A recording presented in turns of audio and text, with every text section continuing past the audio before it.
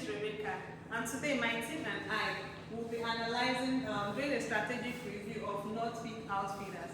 Northpeak Outfitters is a Canadian store which specializes in outdoor retailer with 18 stores and 27% e-commerce revenue. The company is currently facing a competitive pressure and external shocks which requires a focused differentiation strategy. Now, there are so many challenges that the company is currently facing, and one of it is lease renewal. The company is currently facing an increase in the lease renewal, and they'll be given a 60 days window to respond. And secondly, the company have a supplier disruption. Production has halted in one of their branches, which is located in Vietnam, which have affected like 38% of private label outerwear. This puts together brought a margin pressure on the company, which are for like 250 to 380 basis points compression risks from confined shop. So I'll pass it over to my colleague, Mr. Samuel. Okay, I will be talking on quarter 5 analysis. We analyze some Canadian companies which shows moderate to high competitive pressure.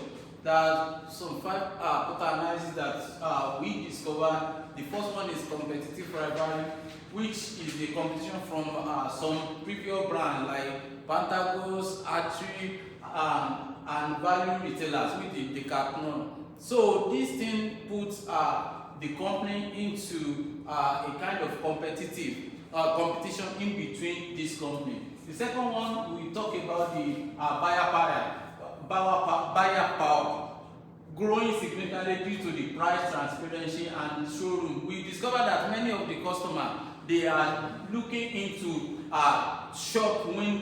window shopping, and then they compare prices online through this. So most of them they prefer buying online. And then the third aspect is about supplying power. The increase to supply chain disruption, which affect the Vietnam supply shutdown. That was what we discovered about that. And then we talk about the substitute.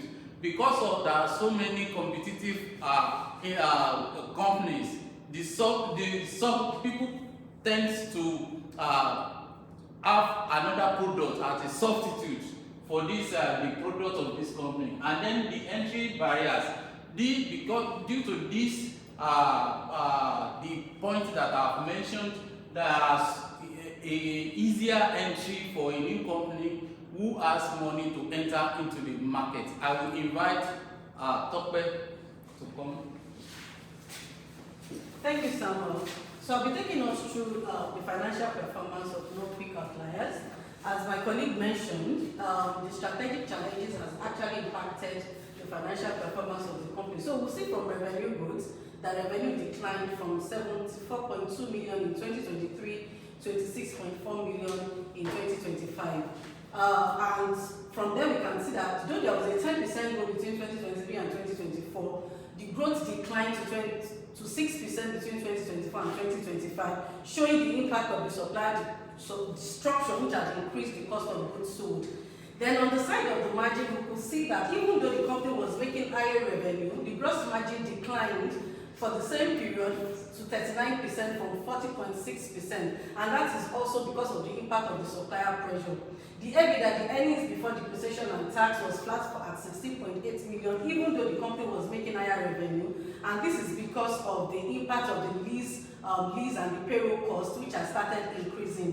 As a result, the margin fell to 19.4%, and like I said, operating expenses has increased by 9.7 million.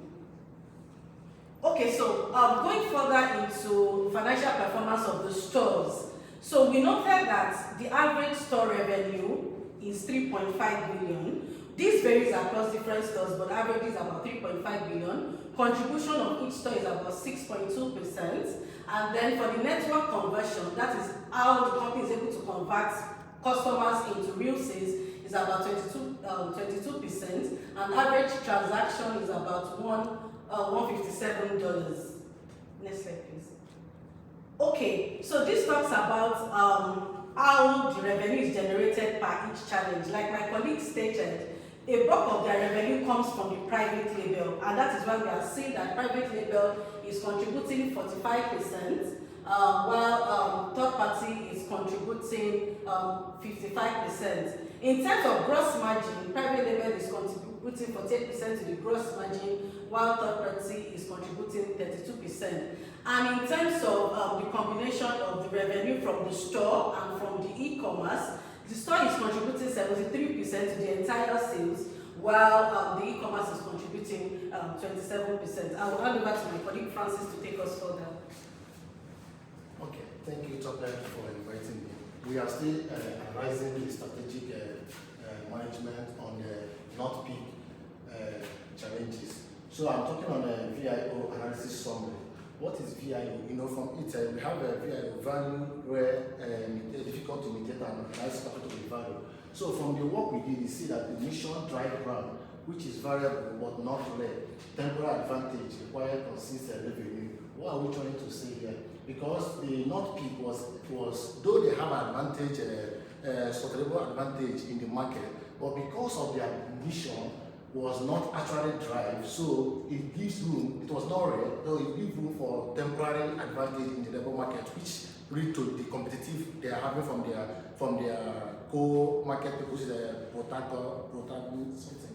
Then here is the ethnical sources differentiator, but starting with the concentration of risk. Then the private label actual revenue, which is 45% revenue generated, 48% GM, advanced advantage if focused on iron and protected. Then the positional gap, this one, which is the organized to the value, which is critical weakness, misaligning the block value capture from the variable resources, which also this lead to actual problem to the organization of the distance. So I'm inviting my friend, my colleagues, thank you, to take over. Okay, under SWOT analysis, which is strength, weakness, opportunity, and threats analysis, we're able to look at the strength of the company. We said that the major strength of the company is based on their brand identity, which is on sustainability and then community involvement. So we also talk about private label portfolio, which they have, which has already been mentioned. And then we also talk about the experience founder of leadership, which is based on training of staff. And then we look at the opportunities, and one of the greatest opportunities they have is in their lease renegotiation to optimize footprints in the company. And then we also look at weaknesses, and one of their major weaknesses is in terms of leadership, as is shown in decision making. They have a kind of decision making whereby they can hire in, they have a high turnover in their staff. So it boils down to leadership or decision making. And then one of the threats we have is the consumer preferences in the sustainability consumer preferences in the sustainability products, which is their major concern. So, but then if the preferences shift to another product or another material, there is a major threat in the company. So from the SWOT analysis we have done, we come to this conclusion that the company should use its brand credibility plus private label economics to create hero products. That is, products which can stand the test of time, products which are sustainable. And then we also look at its pricing as a strategy, and we say the company should protect pricing by shifting from broad promo codes to member valued and targeted offers, because the company is fond of promotions, and then it affects the company's profitability. Then we also look at its footprint, and we say that from there the company should address stored variance by applying footprint discipline and resizing the companies. Those without footprints should be closed down, and those with footprints should be resized and then be dealt with. Then we also say the company should build resilience through dual sourcing and financial stress testing to improve governance so teams can act quickly in response to shock. So what Northpeak should stop doing is that stop expanding assessment brief without clear margins and turnaround cases, reduce categories that don't improve conversation and profit. They should also stop treating every store as flagship, and then they should also stop relying on broad promotions. I will now introduce my colleague to. So, in this session, we've been able to review the company's current mission and vision statement. So now we want to redefine it so to be able to strategically position the company. So the revised mission and vision statement, which is the proposed vision, and the proposed vision says, we outfit people for the outdoor with thoughtfully designed products rooted in Canadian outdoor culture that performs, lasts, and are made with integrity.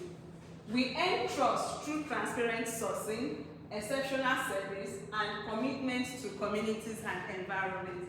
And the proposed vision for this our project is to become the Canadian's most trusted omni-channel outdoor brand, known for iconic, repairable products, verified ethical supply chains, and profitable growth that funds positive impact while delivering seamless experience across the digital. So why did we choose to redefine this mission? The benefit of redefining. This statement clearly specifies the trade-offs and aligns with the theme. It protects icon products and integrity first.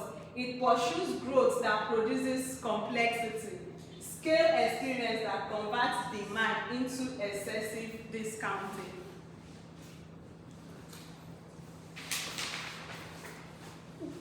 Okay, thank you, Rebecca. So I'll be taking us through our recommendations on intellectual property protection. So as we know, intellectual property protects creation.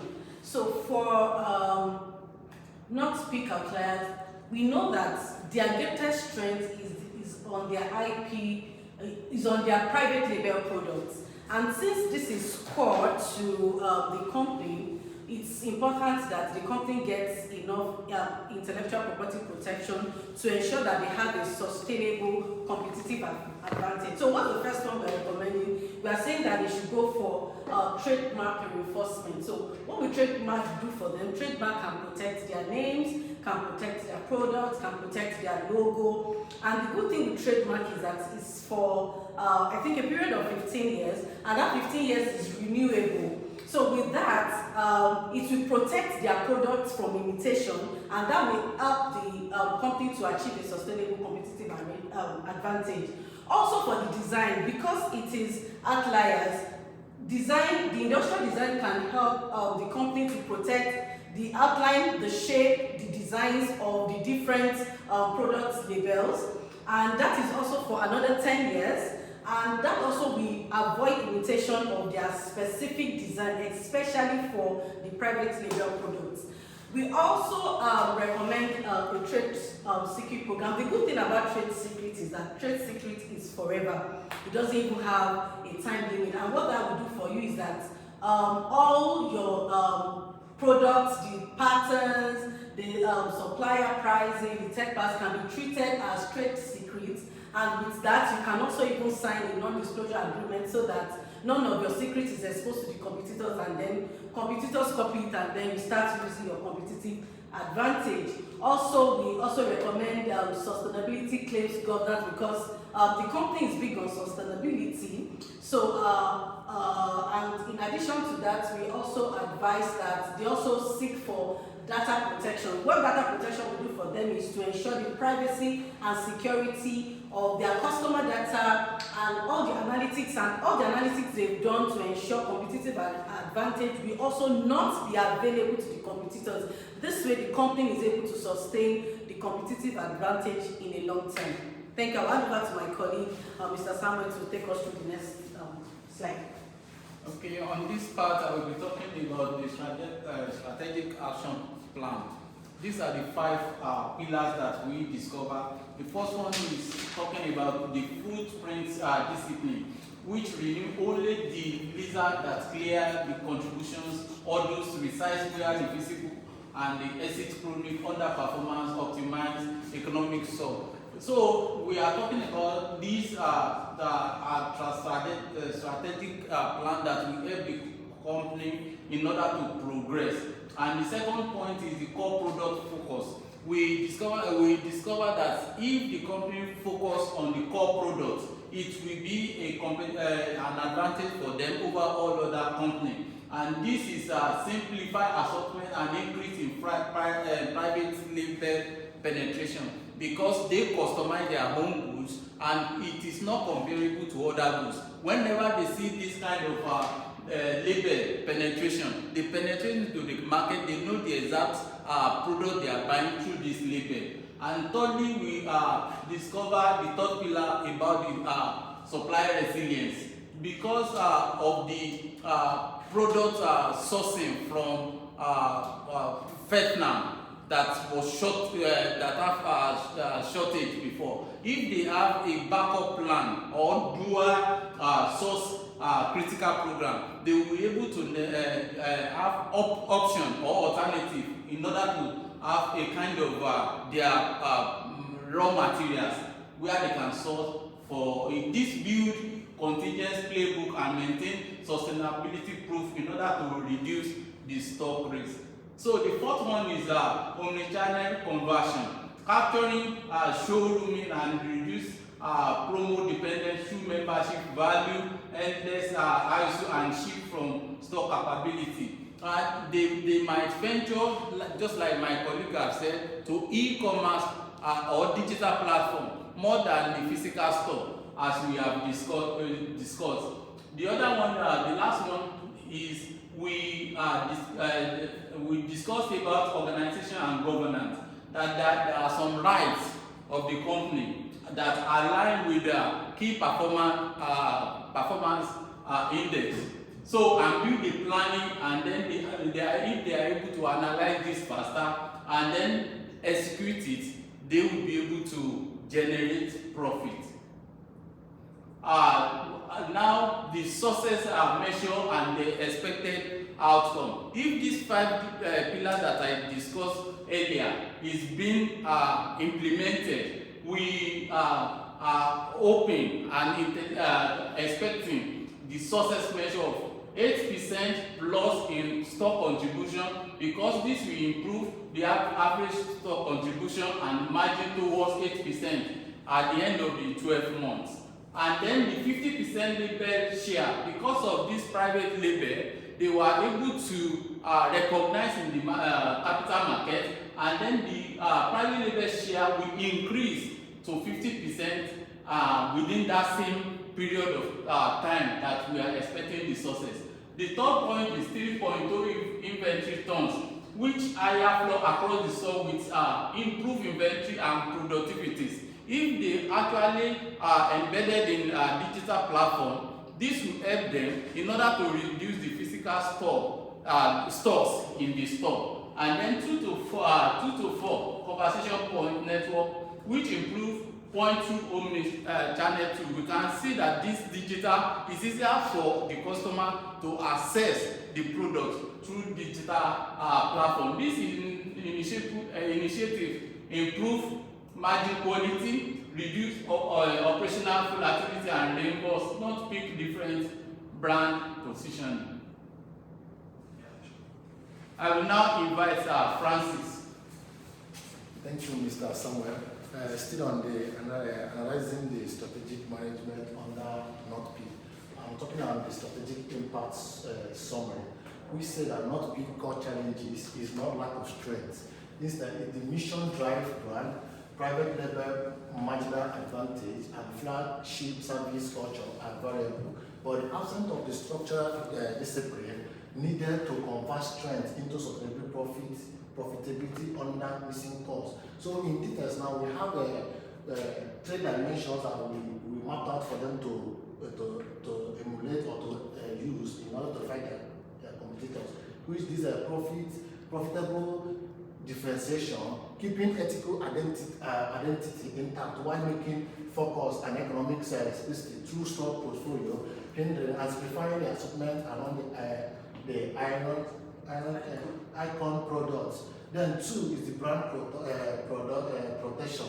Updated mission and vision statements, reinforcing their direction while strengthening their IP, which is very core important for any organization, because without your mission and vision, your employee will not know the direction where you're actually going. But with this thing now, you can able to sustain and claim the governance protection from imitating and reputational risk, because your mission will help you to protect, just like what we said in the VIO, it will help you to do what? Know the value you are bringing to the market, whether it is led or it is not, whether it is easy to imitate, which if you are very good, if the organization structure it very well, it will help them to bring a product that they cannot be able to imitate in the general public and also contribute to their value.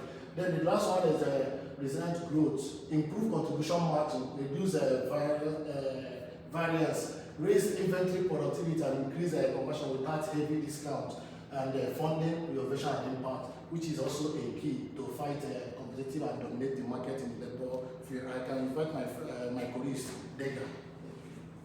Okay, to do that, we have recommended 18 months implementation roadmap, and which will start from day 0 to day 60, and from 3 months to 6 months, and from 6 months to 12 months. We have listed the actions to be taken in those 18 months. Move to the next. Okay, so and to conclude, the key takeaways from this is that the company should be able to protect its brand equity, maintain sustainability credibility, which they have been known for, and then they should also reduce complexity, that is simplify assortment, build dual sourcing, which has already affected them in the past, and also say they should focus on icons, prioritize on high margin private label hardware, which are already giving them profits and people are willing to buy, and then they should also strengthen execution. Just like we talked about training and our staff, and then they should train them and then give them the kind of experience that will not only be on paper but will be implemented. Okay, next slide. Okay, so in conclusion, we are saying NorthPeak possesses valuable strengths, which is mission-driven brand, private label margin advantage, flagship service culture. However, structural discipline and resilience are needed to convert these strengths into sustained profitability under rising costs and price transparency. So if all these are put together, we'll be able to have a profitable company. Thank you. Okay, and we thank you so much. If the team is still here, if there is anything they can ask, we are here to answer you all. Thank you.